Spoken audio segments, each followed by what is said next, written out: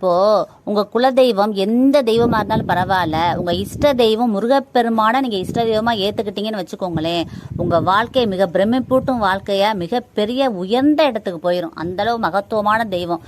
முருகனை கும்பிட ஆரம்பிச்ச பிறகு நீங்க போற இடம் முழுவதும் முருகனா தான் தெரிவார். நீங்க போய்கிட்டு இருப்பீங்க, ஒரு பஸ்ஸுக்கு பின்னாடி முருகன் வந்து வேலும் மயிலும் ஸ்டில்லோட போய்கிட்டு இருப்பார்.